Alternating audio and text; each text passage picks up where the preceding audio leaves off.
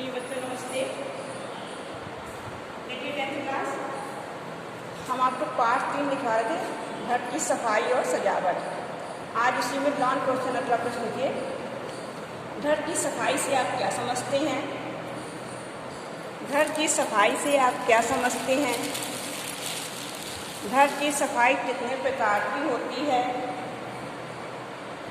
घर की सफाई कितने प्रकार की होती है? वर्णन कीजिए। सुन लीजिए फिर से। घर की सफाई से आप क्या समझते हैं? घर की सफाई कितने प्रकार की होती है? वर्णन कीजिए। अथवा करके दूसरा प्रश्न कीजिए। घर की सफाई को कितने भागों में बांटा जा सकता है? घर की सफाई को कितने भागों में बांटा जा सकता है? किसी एक भाग की सफाई का वर्णन कीजिए। किसी एक भाग की सफाई का वर्णन कीजिए।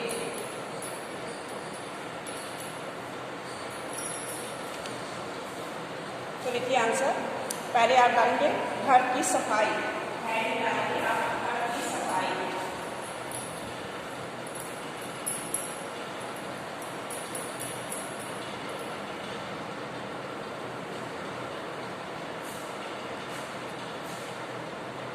लिखिए आंसर।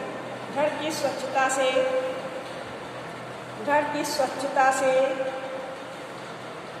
अभिप्राय। घर की स्वच्छता से अभिप्राय घर को व्यवस्थित करने से है। घर को व्यवस्थित करने से है। घर की स्वच्छता से अभिप्राय घर को व्यवस्थित करने से है। घर को व्यवस्थित करने के लिए सफाई बहुत आवश्यक है। घर को व्यवस्थित करने के लिए सफाई बहुत आवश्यक है।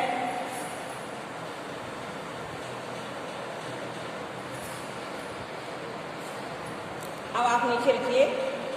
घर की सफाई को निम्न भागों में बांटा जा सकता है। घर की सफाई को निम्न भागों में बांटा जा सकता है।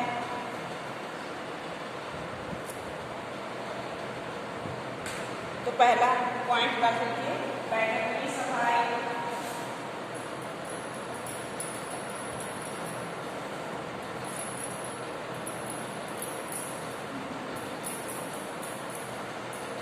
बैठक की सफाई। नंबर 2 रसोई घर की सफाई।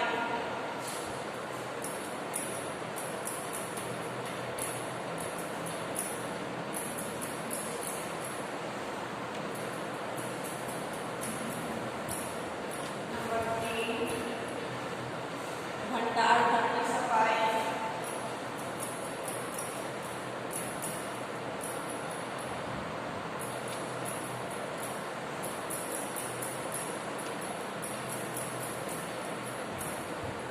नंबर 4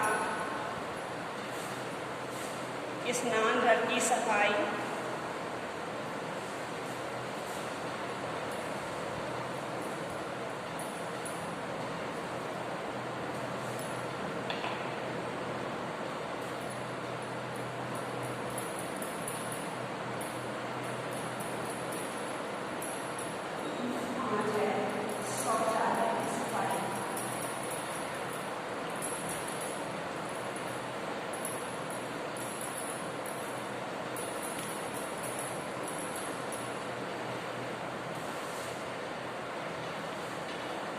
पूछ रहा था घर की सफाई से क्या समझते हैं। अब उसने पूछा घर की सफाई तो कितने प्रकार की होती है। तो सर घर की सफाई, बैठक की सफाई, रसोई घर की सफाई, भंडार। अब वो पूछ रहा है कितने भागों में इसको बांट सकते हैं, मतलब कितने भागों में बांटा और कितने प्रकार की होती है। तो हम लिखेंगे घर की सफाई के प्रकार। हेडिंग डालिए आप, घर की सफाई के प्रकार।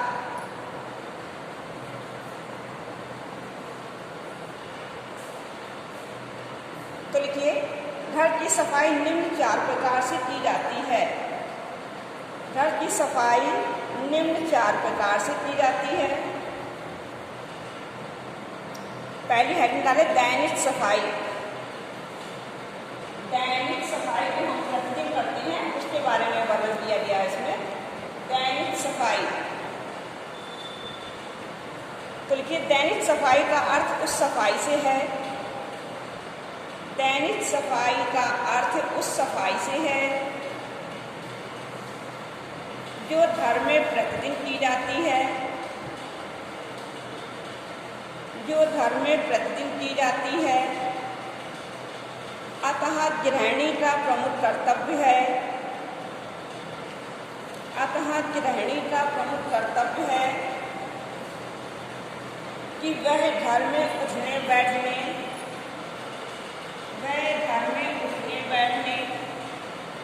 पढ़ने लिखने पढ़ने लिखने, सोने के कमरे, रसोई घर, आंगन, बरामदा, स्नान घर तथा शौचालय की प्रतिदिन सफाई कराए। प्रतिदिन सफाई कराए। दैनिक सफाई में प्रायः इधर उधर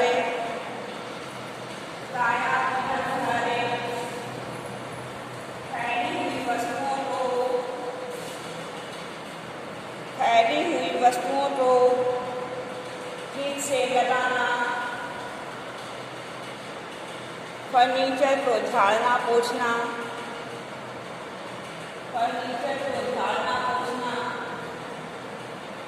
फर्श पर झाड़ू लगाना और पोछा लगाना आदि आते हैं।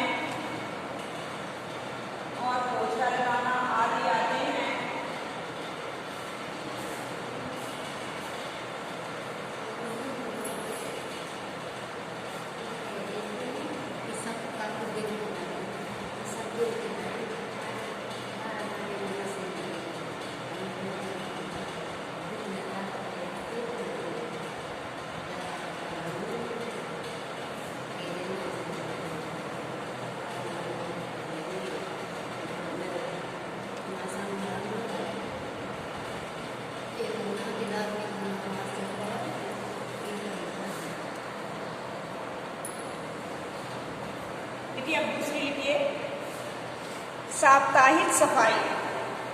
साप्ताहिक सफाई जो कि सप्ताह में की जाती है। एक कुशल गृहिणी के लिए यह संभव नहीं है। एक कुशल गृहिणी के लिए यह संभव नहीं है।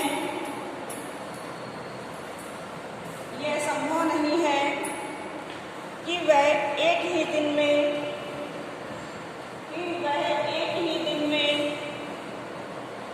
घर की पूरी सफाई कर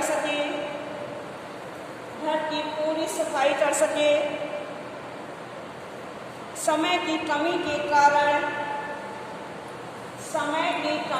कारण जो वस्तुएं प्रतिदिन साफ नहीं की जाती हैं,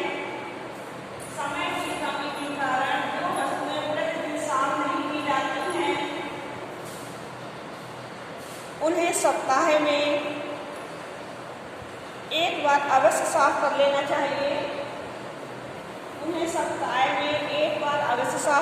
चाहिए। यदि ऐसा न किया गया तो दरवाजों, दीवारों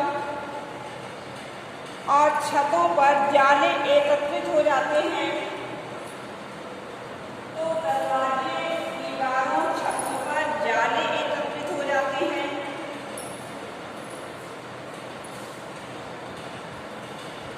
दरवाजे, खिड़कियों के शीशे और फर्नीचर की सफाई। बिस्तर झाड़ना और धूप लगाना।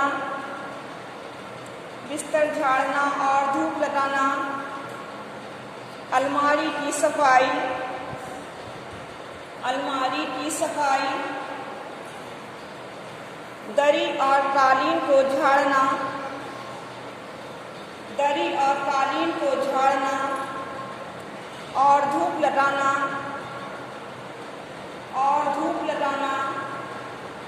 आदि कार्य सप्ताह में एक बार अवश्य कर लेना चाहिए। अब डालिए आप मासिक सफाई, जो 1 महीने में की जाती है। मासिक सफाई,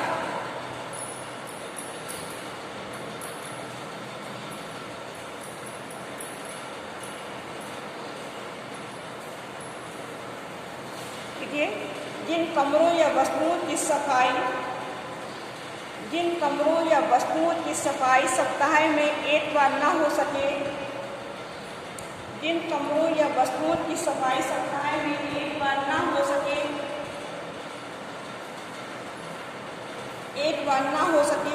उन्हें महीने में एक बार अवश्य साफ करना चाहिए।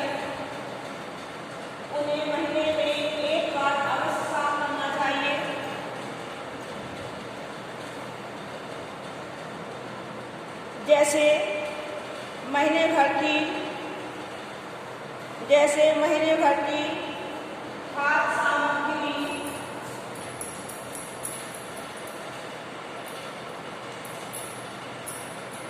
जो भोजन की सामग्री होती है, जो बजट बनाते करते हैं, जो 1 महीने का राशन लेके आते हैं, उनके लिए खाद्य सामग्री एक साथ खरीदी जाती है। उसको भंडार घर में रखने से पहले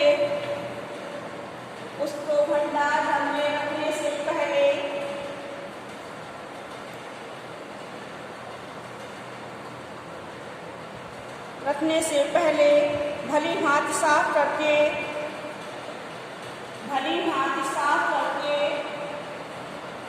और धूप दिखाकर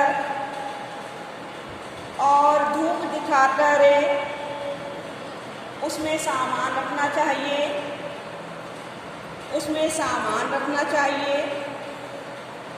जैसे अनाज, दाल, अचार, मुरब्बा, मसाले आदि को धूप लगानी चाहिए। अलमारी के जाले आदि साफ करने चाहिए। अब डालिए वार्षिक सफाई।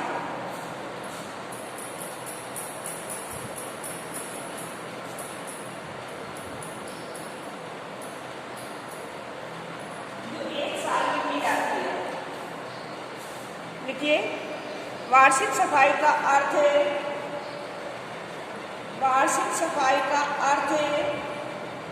एक बार संपूर्ण घर की पूर्ण रूप से सफाई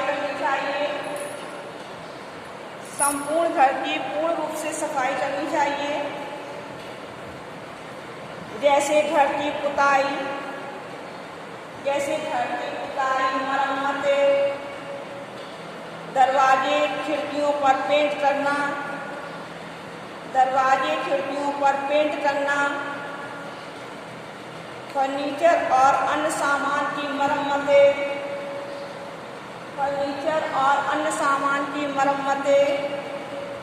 वार्निश पॉलिश आदि आती है।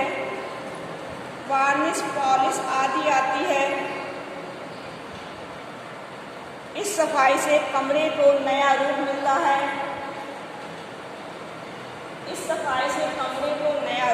है।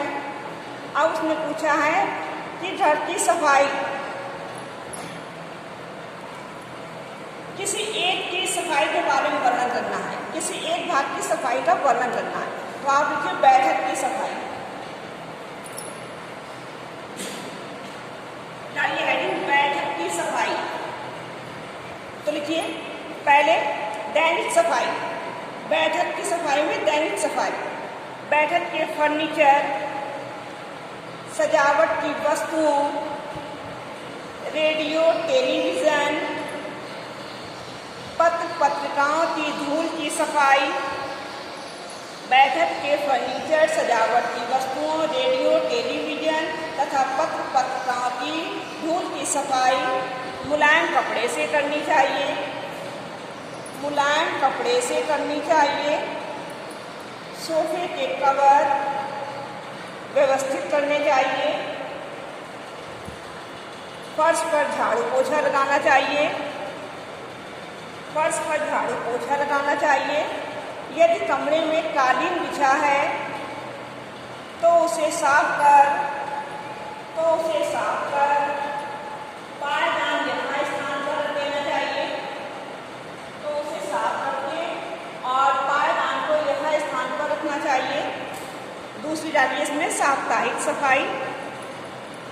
इसमें खिड़की और दरवाजे साफ किए जाते हैं। साप्ताहिक सफाई में खिड़की और दरवाजे साफ किए जाते हैं। दरी और कालीन को धूप दिखाते हैं। दीवारों पर लगे जाले हटाए जाते हैं।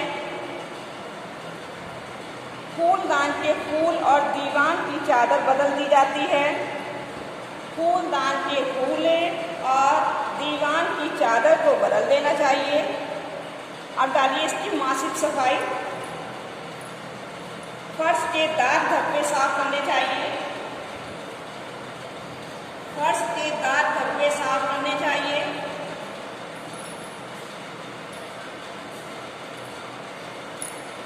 कालीन, दरी आदि को झाड़ कर पुनः बिछा देना चाहिए। कालीन, दरी आदि को झाड़ कर पुनः बिछा देना चाहिए। पंखे तथा बल्ब पर लगी धूल साफ करनी चाहिए। पंखे तथा बल्ब पर लगी धूल साफ करना चाहिए। पर्दे और सोफे कवर बदल देने चाहिए। पर्दे और सोफे के कवर बदल देने चाहिए। अब डालिए वार्षिक सफाई। वार्षिक सफाई, इसमें दीवारों की पुताई, इसमें दीवारों की पुताई, दरवाजों का रंग बदलने, दरवाजों का रंग बदलने तथा फर्नीचर पर पॉलिश आदि का कार्य करना चाहिए, आदि का कार्य करना चाहिए। दीवारों पर लगे कैलेंडर, दीवारों पर लगे कैलेंडर आदि चित्र बदल देने चाहिए। और यदि मरम्मत की आवश्यकता है और यदि मरम्मत की आवश्यकता है तो उसे भी करना चाहिए। ये आंसर आपका कंप्लीट हो गया है। अब दूसरा आंसर आप प्रश्न लिखिए। आप घर में प्रयोग होने वाले धातु और लकड़ी के सामानों की सफाई आप किस प्रकार करेंगी? घर में प्रयोग होने वाले धातु और लकड़ी के सामानों की सफाई आप किस प्रकार करेंगी? अथवा धातु के बर्तन की सफाई आप किस प्रकार करेंगी? धातु के बर्तन की सफाई आप किस प्रकार करेंगी?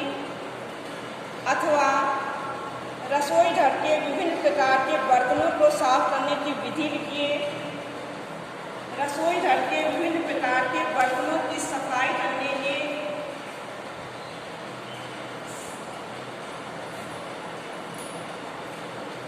बर्तनों को साफ करने की विधि लिखिए।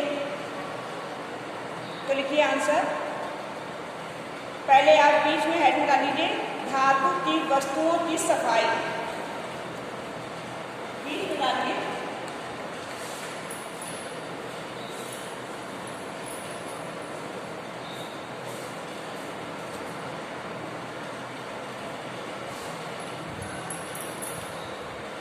धातु की वस्तुओं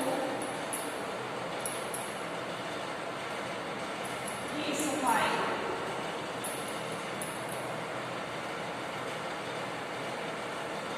अब इसमें आप पहले हेडिंग डालें साइड से, पीतल की वस्तुओं की सफाई।